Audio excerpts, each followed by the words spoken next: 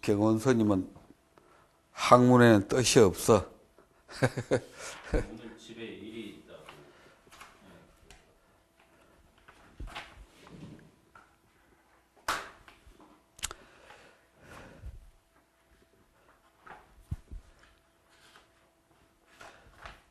지우 스님은 잘하나? 지우 스님은 안 배우고 잘하는 그 양반이 있어야 되는데 그냥 그 양반이 빠지고 나니까 그냥 영 썰렁해졌네. 오늘은 강의 2 전법 교화론. 오늘로 이제 이 교재는 끝내려고 그럽니다. 오늘은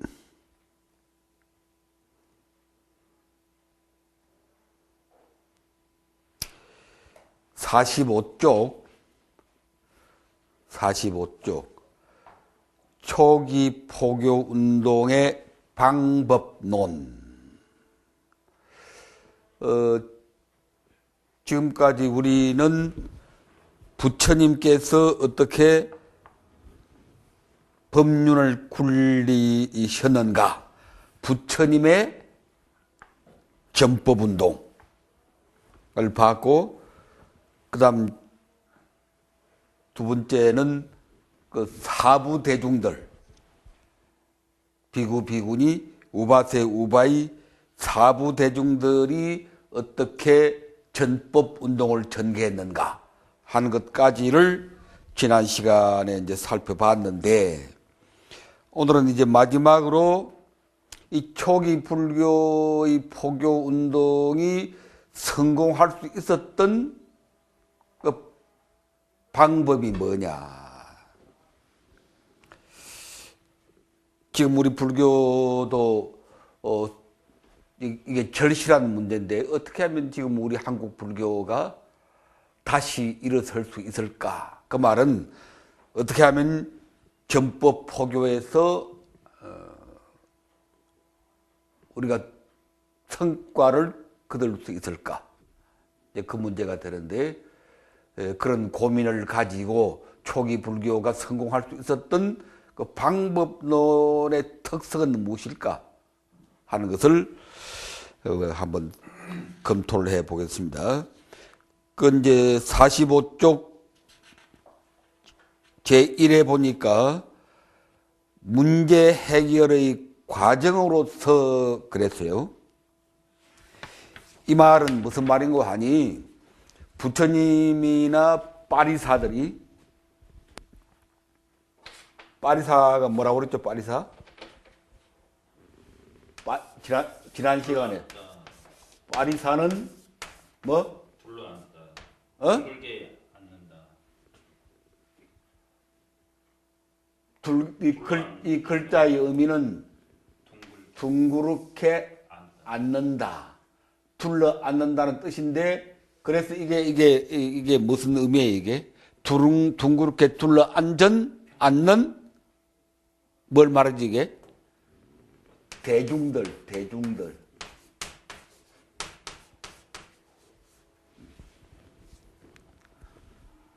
우리가 흔히 말하는 사부 대중들을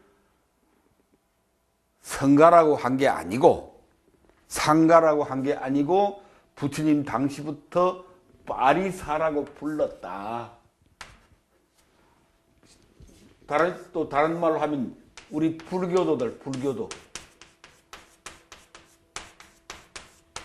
우리 불교도들을 뭐라고 불렀느냐?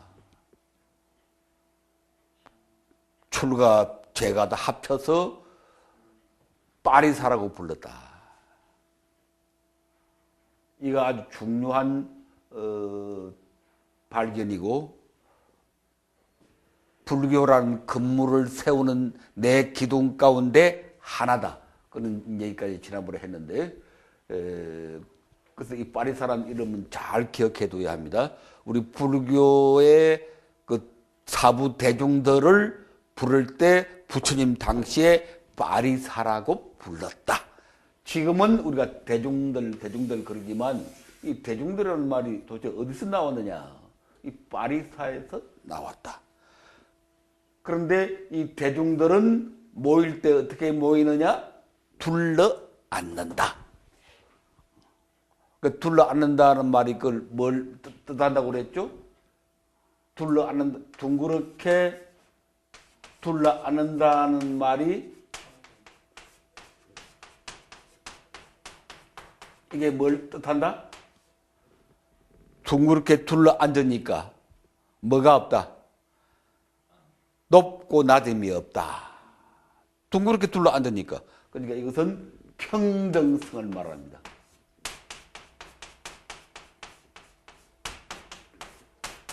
그러니까 불교도 공동체 안에서는 차별이 없다. 차별이 없다. 어떤 형태의 차별도 없다. 이런 정신이 이 명칭에 그대로 드러나 있다. 파리사, 둥그렇게 앉는다. 그래서 지금 요새 우리는 절에서 무슨 행사할 때도 어떻게 앉아요? 스님들 따로 앉고, 지가대중들 따로 앉고, 스님들은 높은 자리 좋은 데 앉고. 절에 가보니까 방석도 스님 앉는 방석하고 일반 대중들 앉는 방석이 다르대. 스님들은 그냥 빨갛게 그냥 해놓고 대중들은 그냥 조그만 방석으로 그냥 이렇게 하고, 그게 근본적으로 잘못된 겁니다. 스님들을 존중하는 것하고 평등성을 유지하는 것하고는 그건 별개의 문제예요. 스님들을 존중한다는 말은 평등 속의 존중이지, 평등 속의 존중.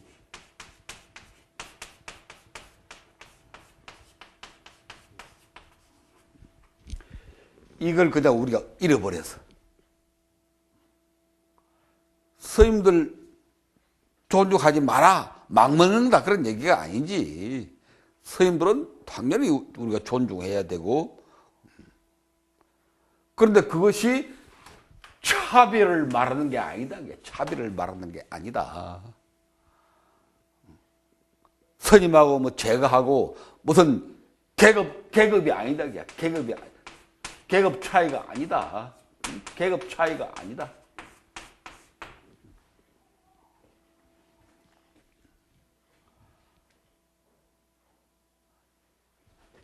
그러니까 이 평등 속의 존중이라는 말은 다른 말로 바뀌면 상호 존중이라, 상호 존중. 출가와 재가는 상호 존중하는 것이 기본이다. 재가들이 뭐 스님들 잔뜩 존경하고 하는 것으로 끝나는 게 아니고, 스님도 재가들에 대해서 존중해야 된다. 마땅히 존중해야 된다.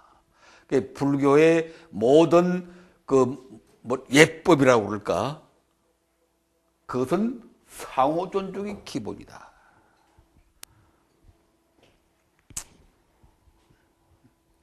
이게 그냥 망각돼 가지고 지금 와서는 그냥 스님과 일반 대중들 출가와 재가가 마치 뭐처럼 인식이 되어 있는 거 아니? 계급처럼 인식이 되어 있다. 특히 이제 조계종 사람들이 심한데, 출가한 게 뭐 대단한 배설하는 것처럼 생각하는 것 같아. 또 조계종 쪽에서는 성가대학이나 이런 데서 또 그렇게 교육을 시켜. 뭐 출가가 그렇고 하고 대단하고 인천의 스승이 되는 거지. 그런 말 들어봤지. 스님들은 인천의 스승이 된다.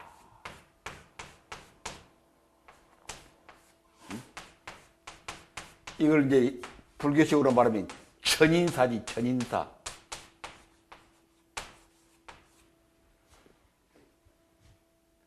이게 천인사가 뭐 가운데 하나인가 이게? 열애, 응공, 정변지, 명행족, 선서, 세간의 무상사, 조당부, 천인사, 불세존. 그러니까 이게 뭔고 하니 열의 10호. 부처님의 10가지 칭호 가운데 하나라. 열의 10호라 그러면 기본적으로 알아야 되는데, 부처님을 찬탄하는 10가지 이름.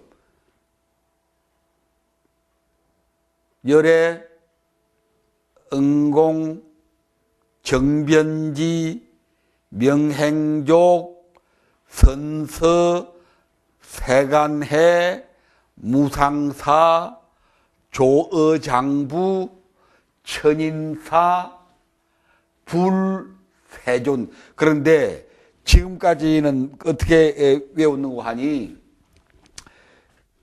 열애, 응공, 정변지, 명행족, 선서, 세간해, 무상사, 조어장부, 천인사, 불세존. 불과 세존을 이렇게 하나로 합쳐버렸다고. 열애부터 불세존까지 10개가 되거든. 불세존. 이렇게 10호를 외우는데 그게 잘못됐어요. 그게 잘못돼서 어떻게 외워야 되는 거 하니, 제일 처음에 나오는 게 열애거든, 열애. 그 열애는 빼놔야 돼, 10호에서.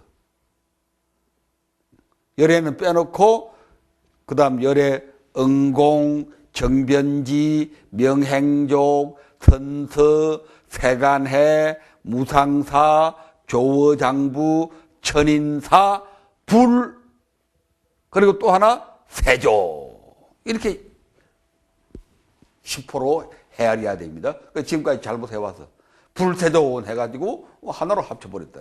그게 아니고 제일 처음에 나오는 열애를 빼놓고, 열애는 이렇게 10가지 칭호로 부른다. 그런 뜻이라 그게. 그것도 중요한 겁니다. 그래서 이제 부처님을 천인사, 뭐 천인사나 인천사나, 인천의 서성이다. 하늘과 사람, 신들과 사람의 서성이다. 그런데 이제 스님들도, 출가한 스님들도 인천의 서성이다. 그래가지고 뭐 잔뜩 이렇게 높이는 건 좋은데, 존중한 건 좋은데, 그게 마치 계급처럼 인식이 되었다는 게 문제라.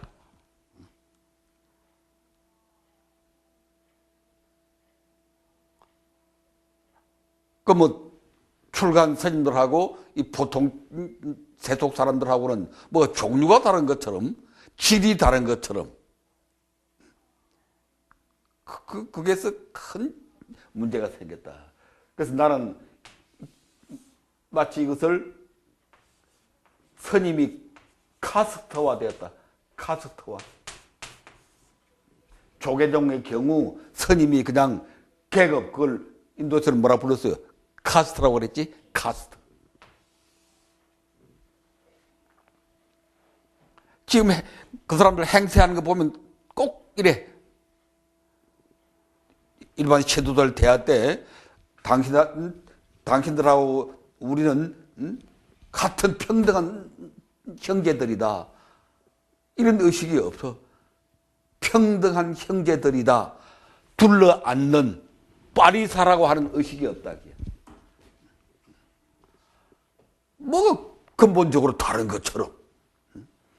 그렇다면 일반 대중들 보고 뭐라 불러요, 스님들이? 속인들 그러잖아, 그지?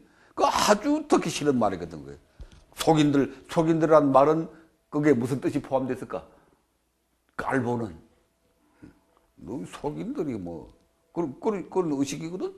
그렇다면 스님들이 뭐 속인들 그러는데, 그것은 아주 잘못된 불교의 근본 정신에 어긋나는, 대성불교의 큰 정신 가운데 하나가 진속불이거든. 진속불이.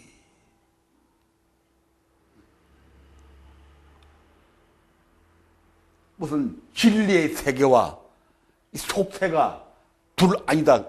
이게 불교의 근본 정신이거든. 진속불이다. 그러니까 출가와 재가가 둘이 아니라, 속인과 비속인이 둘이 아니라 근본이. 이게 이제 대승불교인데 그 대승불교가 만들어낸 게 아니고 이 파리사라는 정신에서 나왔거든. 부처님 당시에 부처님은 파리사라고 그랬거든. 둘러앉는 평등한 대중들. 이것이 부처님께서 확립한 불교도 공동체의 대원칙이다. 불교 공동체 안에는 어떤 형태의 계급도 존재할 수 없다. 어떤 형태의 차별도 존재할 수 없다. 그것을 먼저 전제해놓고 스님들 정말 출가해서 고생하고 열심히 수행하고 또 사회를 위해서 봉사하니까 공양하고 존중하는 거 그건 당연히 해야 되는 거고 그것을 특히 스님들은 착각하거나 혼동하지 말기를 바랍니다. 그것 때문에 지금 우리 불교가 잘 안 되는 원인 가운데 하나가 바로 거기에 있는 것이다. 스님들을 그냥 지나치게 목에 힘주고 뻗대고 바로 그것도 큰 하나의 문제라고 하는 것을 지적하고 이렇게 해서 이제 파리사의 대중들이 초기 불교의 대중들이 전법을 하고 성공을 거두는데 어떻게 해서 성공을 거두느냐? 법을 전파할 때 부처님의 법을 전파할 때 그 법을 그냥 진리로서 전파한 게 아니고 문제 해결하는 하나의 방법으로서 전파했다. 그런 뜻입니다. 문제 해결 방법으로서 부처님의 법을 전파한 것이다. 거룩한 법이니까 들으시오. 뭐 그런 얘기가 아니고 지금 많은 사람들이 무엇 때문에 괴로워하고 있는데 그 고통을 치유해주는 문제들을 치유해주는 하나의 방법으로서 법을 전파한 것이다. 다만은 법은 무슨 고상한 진리가 아니다. 그야. 무슨 고상한 진리가 아니라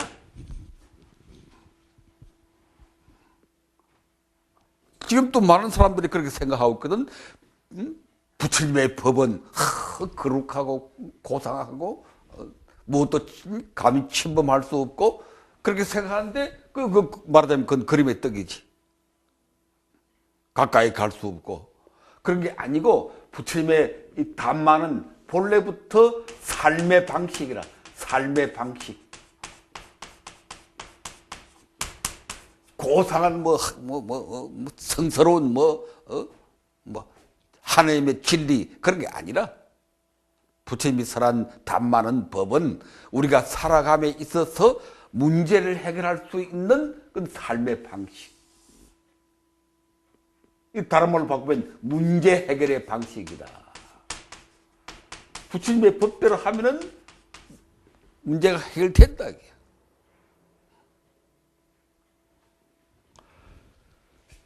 자, 이제 봅니다. 독화사를 뽑아라. 이 말 여러분들이 많이 들어봤을 텐데 말융가라고 하는 수행자가 있었는데 말융가. 이 얘기는 마찌마 니까야의 말융가 숫다에 나오는 얘기입니다. 그게 중부경전이라고 그랬죠. 중부경전이 어제 말한 니까야로 말하면은 마찌마 니까야를 말해. 마찌마 니까야. 그 마찌마 니까야에 몇 편의 작은 경전들이 실려 있는데 그 가운데 하나가 말융가 숫다. 말융가 경이라는 경이 있어. 그 아주 유명한 경인데 이제 거기서 나오는 말씀인데 말융가라고 하는 수행자가 출가를 했는데 이문이 많아. 이를테면은 이 세계는 상주하는가 무상한가. 근데 말융가만 그렇게 생각하는 게 아니고 우리도 그렇게 생각하잖아요. 이 세계는 영원한가 영원하지 않는가. 많이 그렇게 생각하거든. 종말이 올 것인가 안 올 것인가.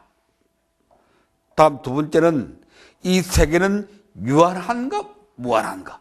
거의 비슷한 얘기인데 이 세계라고 하는 것은 한계가 있는 것인가 한계가 없는 것인가. 또 우리 인생으로 말하면 우리 인생은 무한한가 유한한가. 이런 의문들. 실체와 영혼은 같은 것인가 혹은 다른 것인가. 더 쉽게 말하면 영혼이라고 하는 실체가 있는가 없는가. 이런 문제 가지고 우리도 다 고민해 왔고 지금도 많은 사람들이 고민하고 있잖아요. 영혼이라고 하는 게 있는가 없는가. 박준일 교사는 어떻게 생각해? 그 문제에 대해서. 자기 그냥 생각만 말해보면 돼. 영혼이라는 게 어디 있는 것 같아 없는 것 같아? 에? 있는 것 같아요. 왜? 구체적으로 말씀은 어떻게 드릴 수는 없는데 일단은 없다고 생각하면 조상들이 뭐 조상님께 다 계신다고 이제 제사도 지내고 뭐 이런 게 있잖아요. 제사 지내고 그러니까 네. 그 조상들 영혼이 있는 거다. 믿지 않으면 제사 같은 거 지내지 않을까. 또 영혼이 없다고 생각하면 인생이 너무 허무하고 죽으면 그냥 흙으로 돌아간다. 너무 허무하지. 그러니까 뭔가 있어야겠다. 뭐 그게 영혼이라도 좋고 뭐라도 좋은데 그런 고민. 열애는 사후에도 존재하는가 존재하지 않는가 이런 생각도 많이 합니다. 부처님께서 2600년 전에 돌아가셨는가? 아직도 그 실체는 살아계신가? 상주불멸하시는 부처님, 뭐 지난 시간에도 그런 얘기 나왔지만 그건 어떻게 생각해요? 부처님의 그 참다운 생명이 어떻게 살아계신 것 같아? 이미 끝난 것 같아? 사람은 있지만 그 인식을 못해가지고 육신은 소멸됐지만 부처님의 어떤 정신이나 가르침 거룩한 생명은 지금도 살아있는데 우리가 잘 모른다, 인식을 할 수 없다. 참 어려운 문제들이라고. 그래서 말륜가라고 하는 젊은이만 그런 생각을 하는 게 아니고 우리도 다 이런 생각을 하는데 특히 영혼이 있는가 없는가. 이렇게 말하면 대부분의 사람들이 선뜻 대답을 잘 못하고 뭐 기독교 믿는 사람 같은 사람들은 영혼이 있다는 것을 그 사람들은 절대적으로 믿는 사람들이니까 말할 것도 없는데 불교도들도 있다고 생각하는 사람들이 많을 것 같은데 하여튼 이 문제입니다. 이런 문제들에서 부처님께 물었어. 이 말륜가가. 세존이시여 영혼이라고 하는 게 존재합니까? 존재하지 않습니까? 열애께서는 상주하십니까? 상주하지 않습니까? 이렇게 물었는데 부처님께서는 대답을 안 해.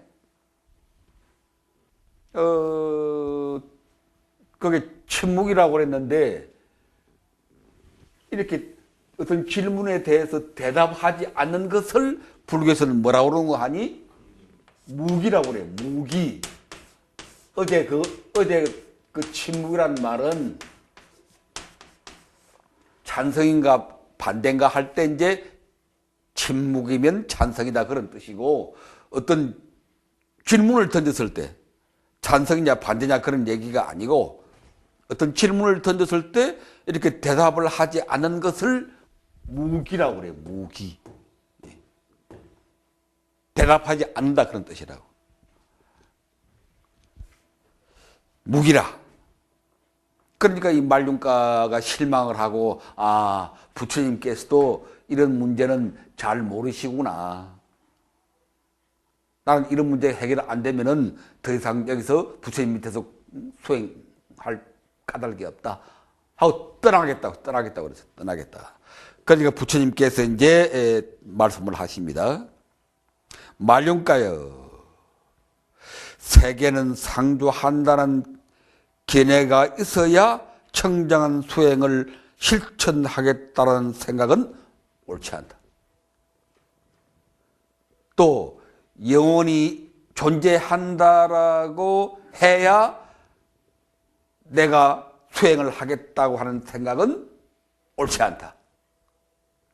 열애는 영원히 존재한다라고 해야 내가 그걸 믿고 수행하겠다는 생각은 옳지 않다. 그런 얘기입니다.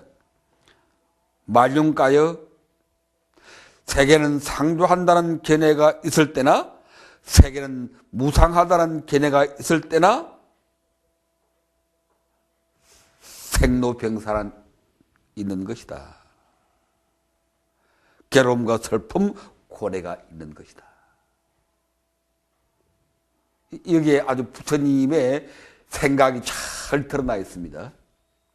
이런 문제들, 세계가 영원한가 영원하지 않는가, 영원히 있는가 없는가, 부처님은 영원하신가 영원하시지 않는가, 지금도 많이 사람들 그렇게 생각하고, 초기 불교하는 사람들은 대부분 뭐라고 그 문제, 이런 문제에 대해서 대답하는 거 아니, 그 사람들은 단멸한다고 그래. 단멸.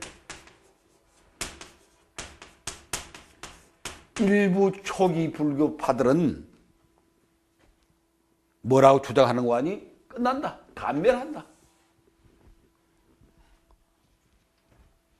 그래서 내가 여러 번 얘기했죠. 이렇게 주장하는 사람들이 지금 많아.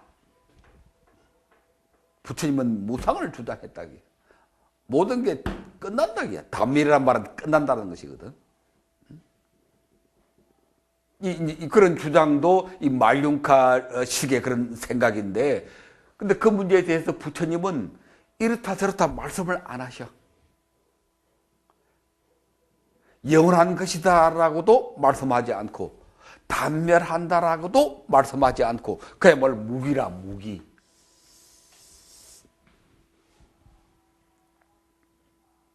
그러니까 답답할로 그러시지.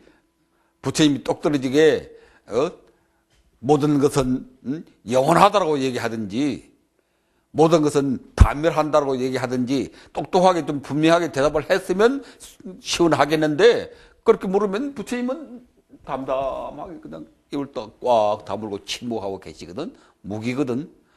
근데 저희들 멋대로 이제 단멸, 왜 무상이라고 주장했으니까, 무상고무아라고 주장했으니까 모든 건 단멸한다는 게 옳다 하고 주장하는데, 부처님은 그렇게 말 안 했어. 무상이라는 말이 그런 말이 아니거든. 여러 번 내 얘기했지만 무상이라는 말을 잘못 알아듣고 단멸한다. 그래가지고 뭐 옷에 단멸론을 주장하는 초기 불교 그룹, 인터넷 들어가면 그런 그룹도 있다고. 웃긴다고. 단멸론을 주장하는 초기 불교 그룹, 그런 그룹도 있어. 아예 공공연히 우리는 단멸론만을 믿는다기야. 대성불교에서는 영원하다고 많이 주장하니까 비로자나 법신불 우주에 충만하사 아니 계시고 없으시고 그런 식으로 영원하다고 주장하니까 그건 부처님 법이 아니다. 어제 그랬잖아. 근데 부처님은 그렇게 말 안 했어. 무상하다는 얘기하고 모든 것이 단멸한다는 얘기하고는 근본적으로 다른데 이 자들이 그냥 그렇게 저희들 식으로 생각해 버린다. 지금 말륜카가 물었잖아. 영원합니까? 영원하지 않습니까? 근데 부처님은 침묵했단 말이야. 무기라는 말이야. 그러면서 하시는 말씀이 영원하든지 단멸하든지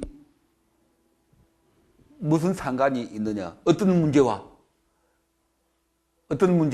인간의 고통의 문제와 그게 어떤 상관이 있느냐?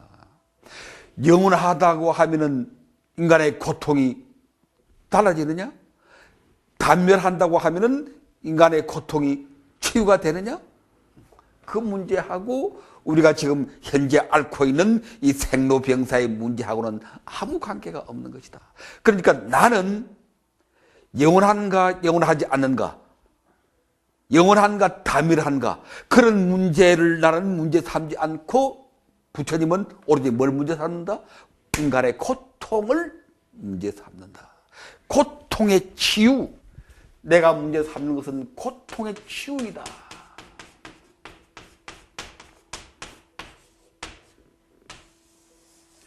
부처님의 기본적인 의도를 잘 알아야 됩니다. 부처님은 영원한가 단멸한가 그런 문제를 문제 삼지 않아. 그러니까 나는 단멸론자다라고 주장하는 것은 그건 불교 교도가 아니라 불교도가 아니라, 부처님 제자가 아니라, 그것은 외도들이라, 외도들. 부처님은 그런 문제에 대해서 대답을 안 했단 말이에요. 왜?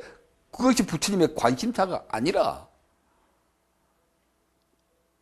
단멸하면 어떻고 영원하면 어떤가? 단멸하다고 그러면 생로병사의 고통이 해결되는가? 영원하다고 그러면 지금 우리가 앓고 있는 이 고통, 이 삶의 고통, 생로병사, 병든 자들이 벌떡벌떡 일어나는가?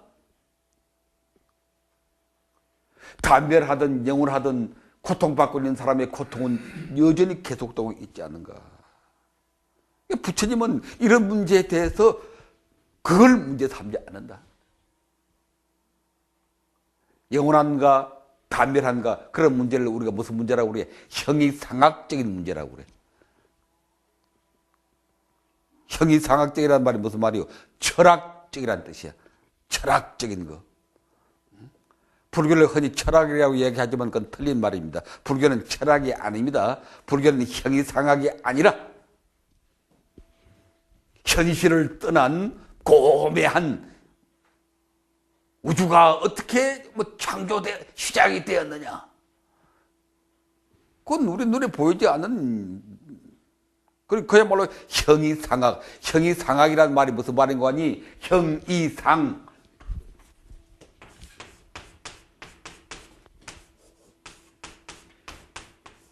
형이상이거든? 형이상. 형이상학이란 말은 형상을 넘어서 있는 그런 뜻입니다. 형상을 넘어섰다는 말이 무슨 말인가? 우리 눈에 보인다는 뜻인가? 안 보인다는 뜻인가? 형상을 넘어섰으면 보여? 안 보여? 형상이 없으면 보여? 안 보여? 안 보이는 문제라. 형이상이란 말은 형상을 넘어서 있는, 그러니까 보이지 않는 철학적인 형이상이란 말이 그런 말입니다. 근데 부처님은 그런 문제가 아니고 눈에 보이는 무슨 문제? 고통. 병원에 가보면 지금 병든 자들이 괴로워하고 있잖아. 그건 눈에 보이잖아. 또 가난한 자들이 괴로워하고 있잖아. 그게 눈에 보이잖아, 그게. 가정에서도 맨날 어디 보니까 어떤 놈이 저 마누라 그냥 청부살인을 했다고? 참 미친놈도 참 이 세상에 이제 더 말할 수 없이 막아버렸는데, 그런 고통은 그 눈에 보이잖아. 그래. 부처님은 바로 그런 고통을 문제 삼는 것이다. 그래서 다시 한번 얘기합니다. 영원한가 단멸한가 그것은 불교적인 문제가 아니다. 불교는 그런 문제를 문제 삼지 않는다. 이건 아주 중요한 문제입니다. 괜히 싸우지 마라 그거 가지고. 그건 불교에서 문제 삼지 않는 문제다. 그건 외도들이 문제 삼는 것이다. 불교도들은 사람들의 고통에 초점을 맞추고 있다. 고통을 치유하는 거, healing the world, 고통의 치유. 단멸한다, 영원한다, 그것은 불교의 문제가 아닙니다. 그것은 부처님은 그런 문제 절대로 대답하지 않았습니다. 무상하다는 말이 단멸한다는 얘기하고 전혀 다르다는 얘기. 무상하다는 말은 병을 치유하는 하나의 방법으로 약 처방이지, 무상이라는 게 단멸한다 그런 얘기가 아니라고. Healing the world.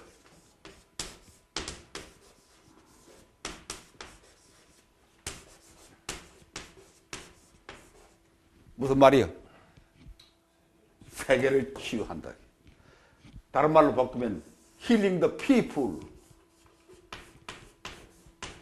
사람들을 치유한다.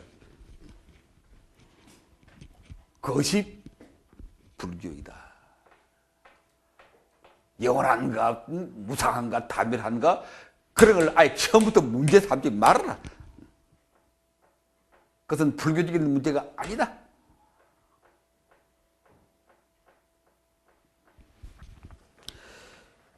이것은 너무나 중요한 불교의 기본적인 태도, 기본적인 관심, 불교가 뭐 하는 종교인가?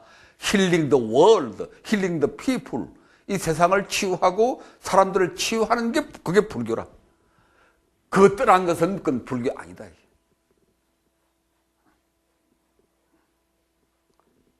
여러분 가운데서도 영원한가 다멸한가 그것 때문에 고민 많이 하고 그것 때문에 또 싸우는 사람들 많을 거라.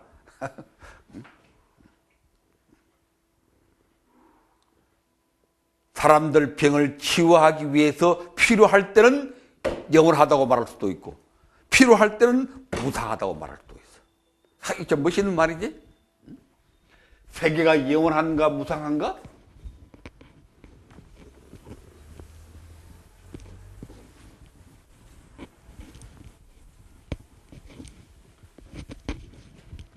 이것까지 지금 2600년 동안 끊임없이 문제가 되어 왔고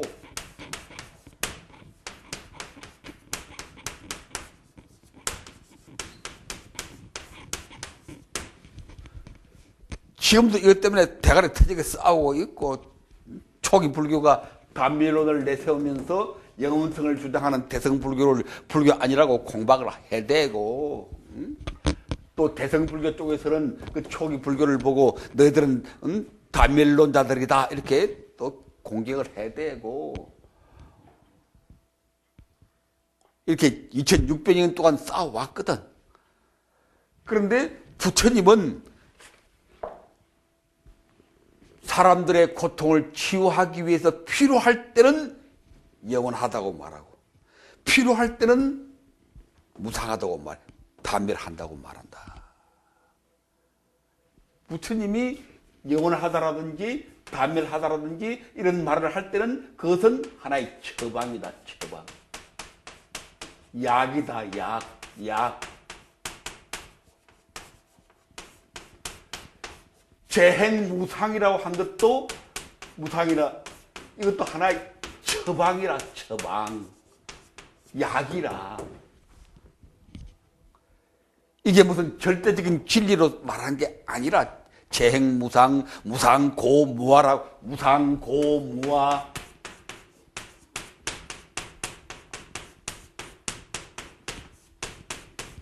무상고무화가 무슨 절대적인 진리를 정의삼각적인 무슨 진리가 아니라 그렇게 착각을 하고 있다고. 불교는 무하다. 내가 없다. 오로지 현상만 존재한다.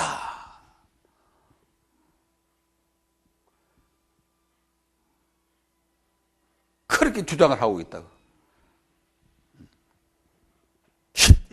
알아는 게 이 실체거든. 실체. 이 실체거든. 그게 무하라고 그러니까 제일 크게 걸리는 문제가 뭔고 하니 내가 없는데 실체가 없는데 무엇이 윤회합니까? 불교에서는 윤회를 전제 조건으로 삼거든. 윤회를. 그럼 실체가 없는데 내가 없는데 뭐가 윤회? 그럼 문제가 당장 나온단 말이야. 이건 2600년 동안 출기차게 제기되는 문제라. 실체가 없는데 내가 없는데 누가 윤회합니까? 그렇게 물으면 뭐라고 그럴 거야? 무한대.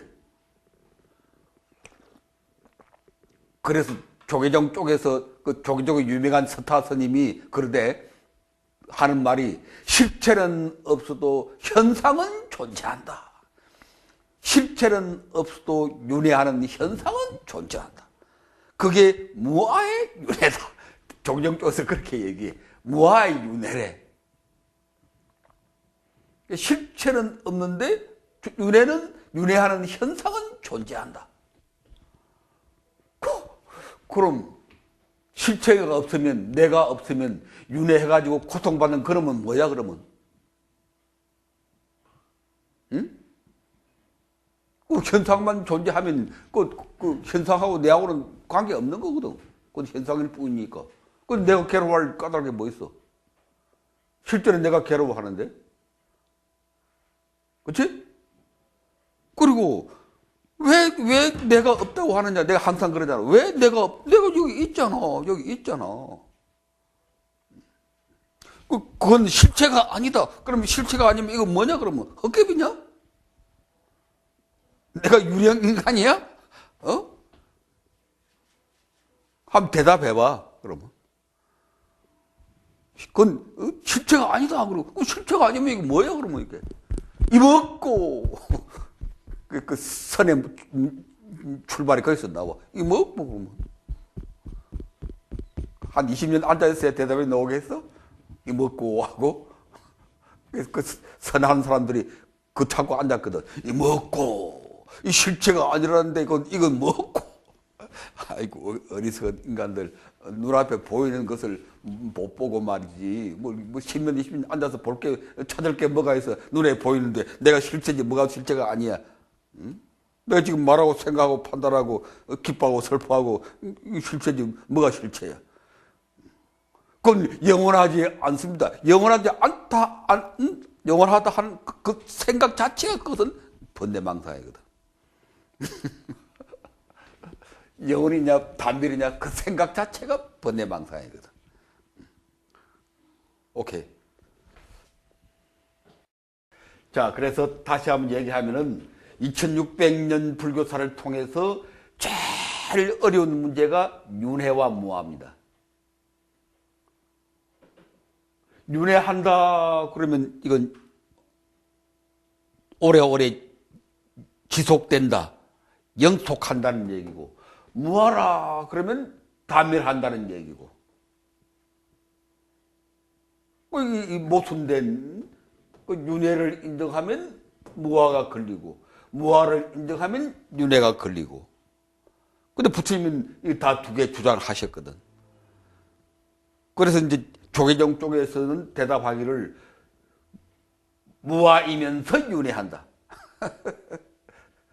그래서 말하기를 실체는 없어도 무아니까 현상, 윤회하는 현상은 존재한다. 이렇게 대답을 해. 이게 조계종에 아주 잘 나가는 박사 스님이, 그것도 스타 스님이 내가 직접 들었거든. 그 양반 설부하는 걸. 그래서 우리 보고 외우라고 그러더라고. 실체는 없어도 현상은 존재한다. 그러니까 이 두 개를 그냥 다 그냥 얼버무린 거지. 실체는 없어도 무아, 현상은 존재한다, 윤회. 두 개를 그냥 붙여가지고 얼버무렸어. 그럼 내가 물어. 그럼 이 나는 뭐냐? 그럼 여기 분명히 이렇게 서 있는 말하고 생각하고 행위하고, 그럼 나는 뭐냐? 그럼 나는 실체가 없는 현상이면 그건 그럼 도깨비냐 헛개비냐? 내가 분명히 이게 실로 존재하는데 이게 실체가 아니면 그럼 뭐냐? 아까 말한 것처럼 그건 존재하지만 영원하지가 않다. 그 영원하지 않으면 실체 아니냐? 영원한 것만이 실체라고 생각하는 것은 그건 너희들 생각이잖아. 이 순간은 내가 분명히 여기에 실체로서 엄연히 있는데 내 인생에 책임을 지고, 내가 잘하면 칭찬받고 내가 못하면 욕 듣고, 주체가 여기 분명히 여기 있는데, 인생의 책임자가 내가 분명히 여기 있는데 이걸 부정하는 것은 이걸 그냥 현상이라고 그러면 그런 아무런 주체도 없고 실체도 없고 인격도 없고 그 헛개비들 뭐 세상 전체가 헛개비 노름에 빠지던 것이다. 어리석은 중생들아. 내가 말이 나왔으니까 이 문제에 대해서 내가 분명하게 이제 대답을 제시할 테니까, 내가 이런 말은 잘 안 하는데 이제 말이 나왔으니까 이제 대답을 제시합니다. 대답이 뭐냐? 대답.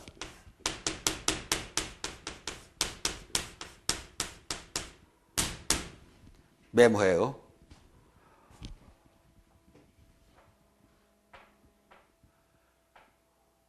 내가 있으면 윤회하고 아가 있으면 윤회하고 내가 없으면 무아이면은 윤회하지 않는다.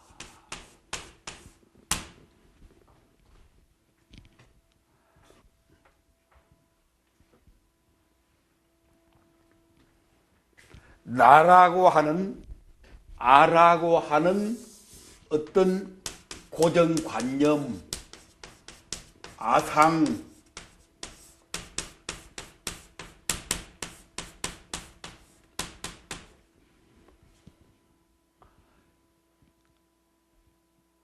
그걸 뭐 때에 따라서는 영혼 또는 뭐 불교적으로 뭐 시 또는 마음 뭐 이름은 무엇이든지 간에 나라고 하는 고정관념이 있으면은 그 나라고 하는 놈이 윤회하고 이 나라고 하는 것이 주체가 되어서 윤회하고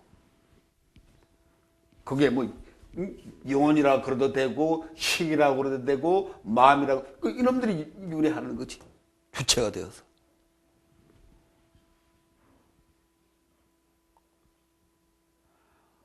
십이연기도 그게 윤회하는 과정이거든. 십이연기도 그 십이연기에서는 뭐가 주체가 되어서 윤회하는 과정이고 하니 식 우리들의 의식 그걸 보통 사람들은 그것을 영혼이라고 말할 수도 있고 또 불교적으로 말하면 그것은 마음이다라고 얘기할 수가 있지. 근데 이제 초기 불교에서는 그걸 식이라고 그러거든. 십이연기에서는 그게 식이 나오거든. 식이 주체가 되어가지고 업에 따라서 윤회하거든. 그 내가 있으면 그 나란 놈이 주체가 되어서 윤회하고 내가 나란 놈이 없으면은 윤회할 주체가 없으니까 윤회하지 않는다. 윤회하지 않는다란 말이 무슨 말인가 하니 해탈한다.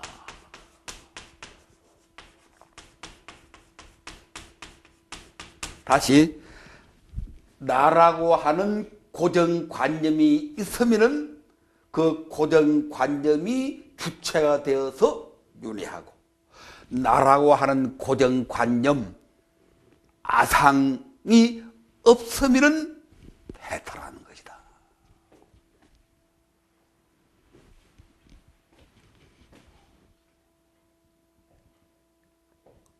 2600년 만의 대답이라 이게 명쾌한 대답이라.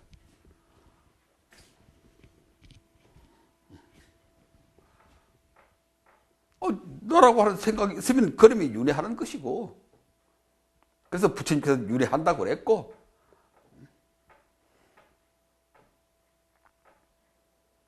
무상고무아를 통찰함으로써 그 말은 약을 먹음으로써 부처님 처방 따라서 무상고무아라고 하는 약을 먹어서 나라고 하는 생각이 소멸되면 아상이 소멸되면 윤회에 대한 소멸되는 것이다. 그것을 이름하여 해탈열반이라고 하는 것이다.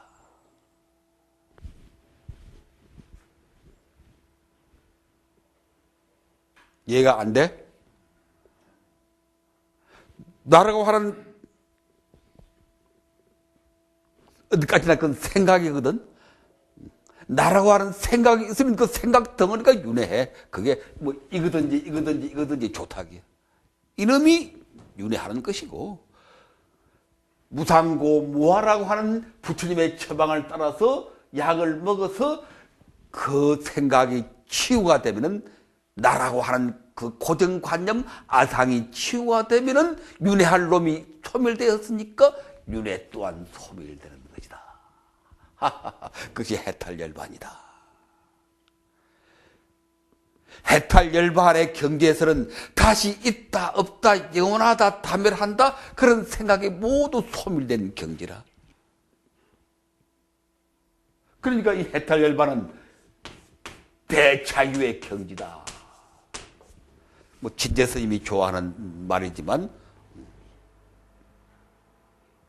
이 해탈열반의 경지에서는 있다 없다, 영원하다 단멸하다, 내가 있다 내가 없다 그런 생각이 싹 소멸되어 버렸어.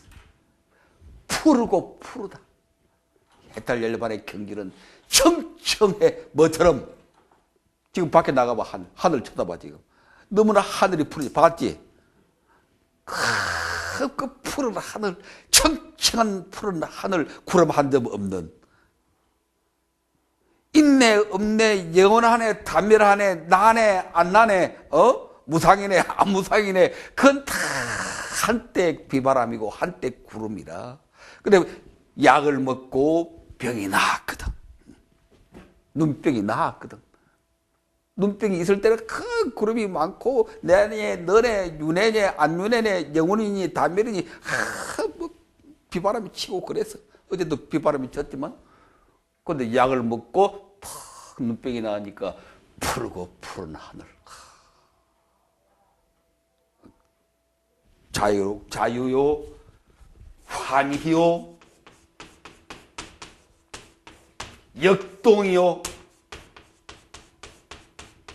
여기서 생겨나는 에너지가 뭐냐? 지혜와 자비요.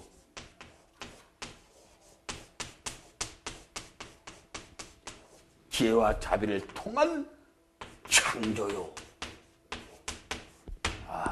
참 멋있는 세계가 전개되는 거지.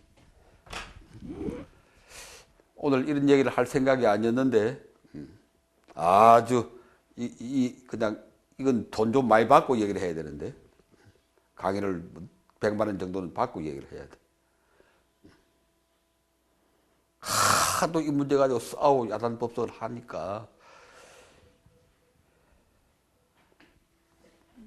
내가 대답을 분명히 했습니다. 다시는 더 싸우고 그 먹구름 속에서 헤매지 말아야 합니다.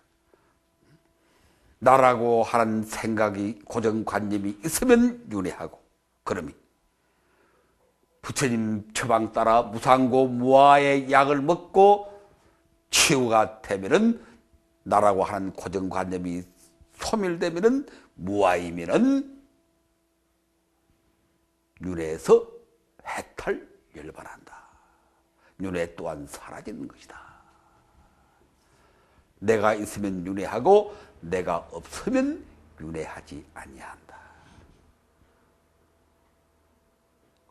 쉽지? 논리가 단순하잖아. 내가 있으면 그 나란 놈이 윤회하고 내란 놈이 없으면 윤회하지 않은 거지. 근데 그걸 10년, 20년 앉아서 이먹고 하고 찾으려고 할 게 뭐가 있느냐. 부처님께서 이미 다 진작 말씀하시는데, 자, 45쪽. 이것은 너무나 중요한 2600년의 부질없는 논쟁을 끝내는 명쾌한 대답이니까 지금 얼른 이해가 안 되거든. 이해 안 될 게 뭐가 있어? 내가 있으면 나란 놈이 윤회하고 내가 없으면 윤회하지 않는다. 그것을 해탈열반이라고 하는 것이다. 뭐가 이상할 게, 이해 못할 게 뭐가 있는가? 해탈열반은 있네 없네, 영원하네 단멸하네, 그런 일체의 번뇌를 다 벗어난 푸르고 푸른 대자유요, 환희요, 기쁨이요, 역동이요, 새로운 지혜와 자비의 에너지가 다 분출하는 것이다. 부처님은 그런 세계를 지향한 것이다. 45쪽 제일 밑에 형이상학적인 문제들에 대한 붓다의 대답, 붓다의 접근 방식. 있느냐 없느냐, 영원합니까 단멸합니까? 이렇다 저렇다 그것은 하나의 주장일 뿐, 그건 하나의 주장일 뿐이야. 있다 없다, 영원하다 단멸하다, 그건 당신들 하나의 어리석은 주장일 뿐, 무엇으로서도 결코 구명되지 않는다. 있는지 없는지, 영원한지 단멸한지 어떻게 그걸 증명할 도리가 있는가? 그것은 하나의 교설이고 교리일 뿐 실상과는 아무 관련이 말장난일 뿐이다. 아니 생각 장난일 뿐이다. 그래서 부처님은 무기 또는 사치기 같은 말입니다. 대답하지 않는다. 그런 질문이 예를 수십 가지가 돼. 존재합니까? 안 합니까? 영원합니까? 안 합니까? 그런 문제가 수십 가지가 되는데 그런 문제들에 대해서는 무기, 사치 대답하지 않는다. 그것이 부처님의 기본적인 접근 방식이니까 지금까지 싸우던 자들이여 이제 제발 이제 그만두어라. 46쪽 신, 영혼 이런 주장도 마찬가지. 신이 존재합니까? 영혼이 존재합니까? 그건 누가 증명을 해? 그건 생각 노름일 뿐이지. 그런 것은 생각하지 말라. 그건 문병이 나서 잘못 본 환상들에 불과하니까. 다만 무엇에 힘쓰라? 병 낫게 힘쓰라. 부처님 처방 따라 약을 먹고 병 나을 생각이나 해라. 그런 뜻이야. 반대자를 어리석은 사람이라고 보는 동시에 자기는 진리를 이룬 사람이라고, 진리에 이른 사람이라고 생각한다. 지금 인터넷에서 그렇게 싸우고 있어. 자기는 진리고 반대자는 외도라고 서로 공격을 하고 있어. 그는 스스로 자기는 진리에 이른 사람이라고 하면서 남을 멸시한다. 그는 그릇된 망견으로 차 있고 교만에 넘쳐 있다. 부처님이 잘 진단하셨네. 2600년 후에 우리 한국의 불자들이 서로 싸우는 그 모습을 그대로 지금 말씀하시네. 자기는 완전하다고 생각하고 마음속으로 제1인자라고 생각한다. 대성불교 하는 사람들은 지가 제1인자라고 생각하고 초기 불교 하는 자들은 지가 제1인자라고 생각하고 그의 견해는 자신이 볼 때 그처럼 완성되어 있기 때문이다. 그러나 그것은 잘못된 생각일 뿐이다. 수다니파타에 나와 있는 부처님의 말씀. 그 밑에 붓다의 대답은 침묵이고 붓다의 처방은 독화살을 뽑아라. 그 말 들어봤죠? 화살 맞아 죽어가면서 이 화살을 누가 쏘았을까? 신이 쏘았을까? 악마가 쏘았을까? 이 화살의 독약은 무엇으로 만들었을까? 이 화살에 대는 나무인가 쇠인가? 그 눈병 나서 인내 없네, 영원하네, 단멸하네 그런 주장하고 꼭 같은 거라. 그런 거 찾다가는 독이 몸에 퍼져서 대답도 못 듣고 죽고 마라. 유일한 길은 독화살을 빨리 제거하고 독을 빨리 제거해야 돼. Healing the world, healing the people. Healing the 그대 자신을 치유하라. 그래서 부처님은 그런 식으로 불교를 전파하지 않고 문제 해결의 과정을 통해서 전파했다. 1. 포교는 법을 통하여 문제를 해결해가는 과정이다. 그게 큰 줄을 딱 끊어야 됩니다. 포교가 뭐 하는 거냐? 진리를 전파한다. 그렇게 애매모호한 소리 하지 말고 진리가 뭔데? 요새 급한 사람들이 진리 찾나 요새? 저 살기 급한데. 부처님의 단말을 통해서 고통을, 문제를 치유해가는 과정이다. 부처님의 모든 단말은 처방이다. 약이다. 부처님은 이렇게 법을 전파했기 때문에 성공했다. 법의 본질, 그런 것은 넘어갑니다. 그 밑에 3. 법은 체계적, 추상적인 이론으로 설해진 게 아니다. 교리를 공부하지만 너무 교리를 체계적으로 정리하고 분석하고 빠지지 말아라.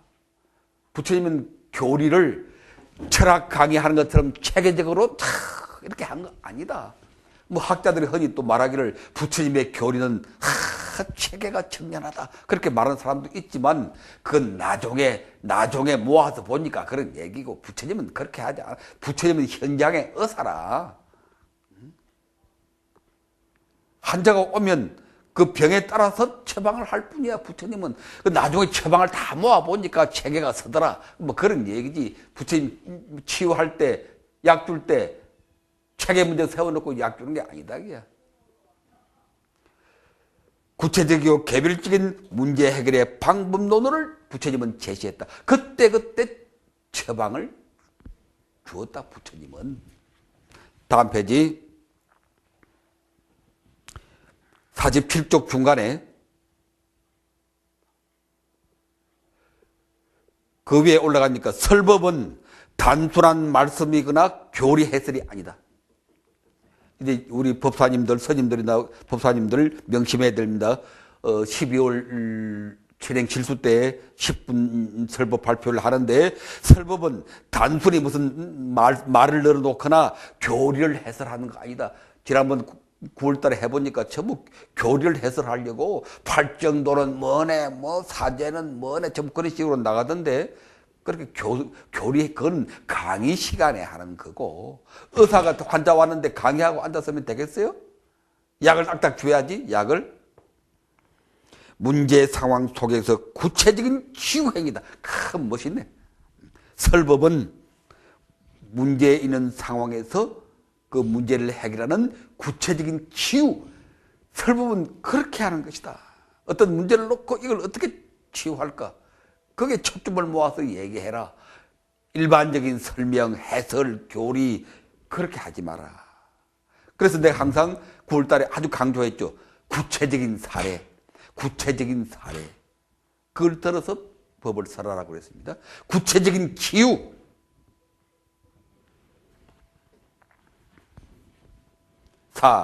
초기 불교의 포교 활동은 개인의 문제, 사회의 문제, 정신적 문제, 윤리적인 문제, 이 모든 문제들에 대한 처방을 내리는 것이다. 그래서 민중들이 그걸 받아들인 것이다. 자기들의 고통을 치유해 주니까. 고매한 철학, 사상, 그게 아니라 그건 관심이 없어. 지금도 대부분의 사람들이 관심 없습니다. 스님들이나 법사님들 착각을 해가지고 절에 오는 사람들 앞에 모아놓고 법회할 때 진리는 무엇이고 뭐 그렇다는데 대부분의 시민들은 그런데 관심 없어요. 오늘 하루 어떻게 살까? 내 몸의 병 이거 어떻게 극복할까? 비정규직 이거 어떻게 벗어날까? 그런 현실적인 고통의 해결을 찾는 거지. 고매한 인생론 영원한가 담이란가 그 관심 없다. 제발 좀 헛소리 하지 말아라. 밑에 5. 초기 불교는 이러한 문제들을 성공적으로 해결함으로써 그 위에 보세요. 사회 경제적 문제 등 인간과의 역사 속의 모든 문제들을 문제 삼고 적극적으로 해결해 나갔다. 초기 불교는 그래서 성공했다.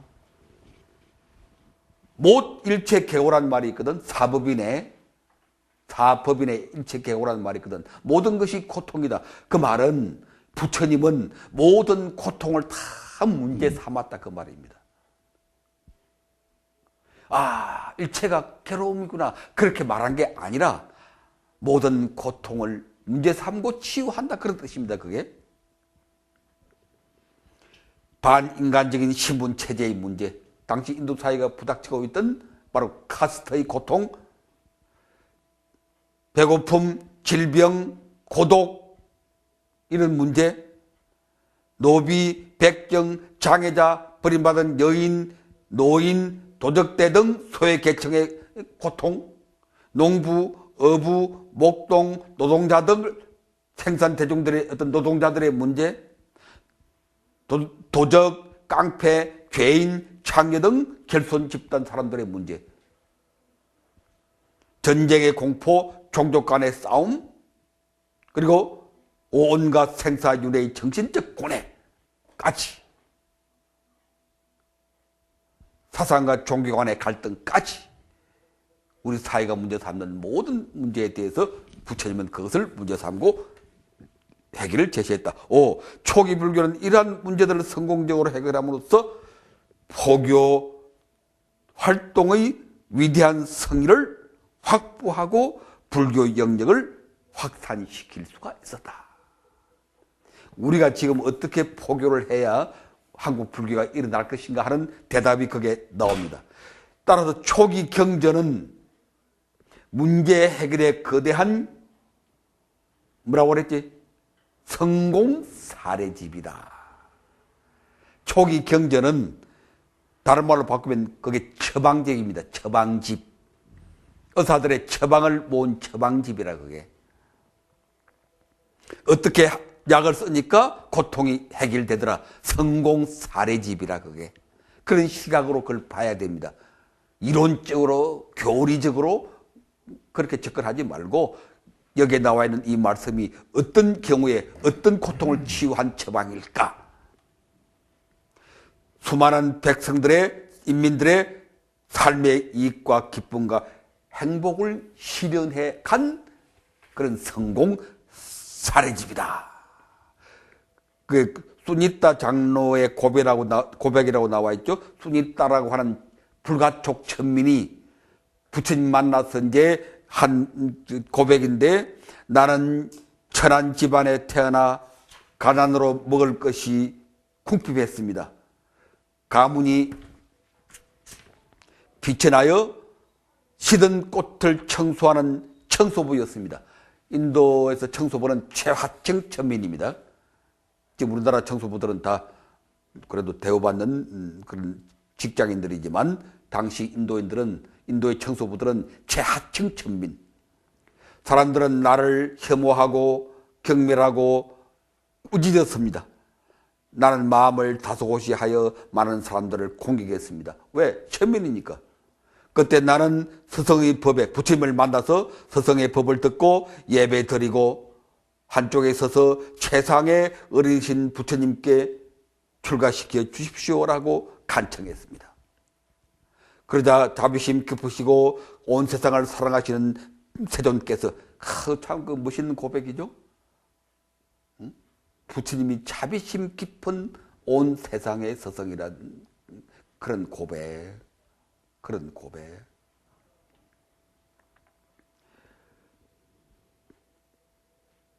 오라 수행자여라고 제게 말씀하셨습니다. 이게 출가하는 의식입니다. 출가시켜 주십시오 하면 부처님께서 오라 친구요. 그러면 출가가 끝난 거라. 덕도가 끝난 겁니다. 지금처럼 그렇게 복잡하게 절차 거치고 자기 심사하고 해서 출가하는 것 아닙니다.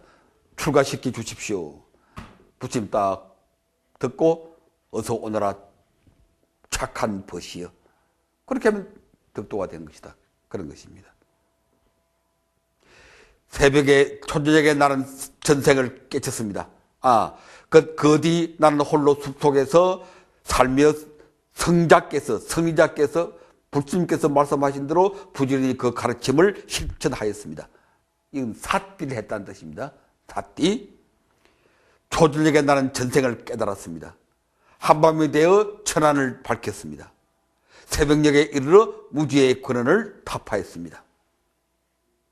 곧 날이 밝아 해가 솟을 무렵 인다라 신과 범천은 하나님이지, 하나님. 지금식으로 말하면 여호와 하나님이 와서 합장하며 말했습니다. 가문이 훌륭한 분이시여. 이 사람 천민 출신인데 왜 가문이 훌륭하다고 그래? 누구의 가문이니까 이 가문이?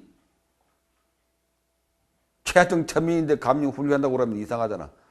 그런데 이제 누구의 가문이지? 이 수니따 장로가 붓다의 가문이지, 부처님의 가문이니까 가문이 훌륭하다고 하는 것입니다. 가문이 훌륭한 분이시여 당신께 예배 드립니다. 그렇게 최하층 버림받은 이 수니따 청소부 앞에 하늘의 신들이 와서 예배 올리고, 가문이 귀하신 분이시여 우리 신들은 당신께 예배 올립니다. 이 얼마나 감격적인. 불교가 바로 이렇게 문제를 치유한다. 구체적으로 최하층 청소부의 삶을, 고통을 이렇게 바꿔놓는 것이 바로 부처님의 법이고 부처님의 포교이고 전도이다. 이렇게 우리가 앞으로 포교를 해 나가야 된다. 자, 오늘은 여기까지 하고 다음 주에 또 1시간 더 해야 끝날 것 같네요. 오늘은 이 문제 때문에, 그러니까 이거는 너무나 중요한 문제였기 때문에 명심불망하기 바랍니다. 다시 한번 되풀이하면은 내가 있으면 윤회하고 내가 없으면 무아이면 윤회에서 해탈 열반한다. 이것은 2600년의 부질없는 논쟁을 잠재우는 명쾌한 해답이니까 나는 부처님이 와도 자신 있게 얘기할 수 있어. 이게 정답이라고. 그리고 논리적으로 딱 맞잖아. 내가 있으면 그 나란 놈이 윤회하고 내가 소멸되면 윤회 또한 소멸되고 그것이 해탈열반이다. 푸르고 푸른 하늘을 보는 것이다. 여기까지.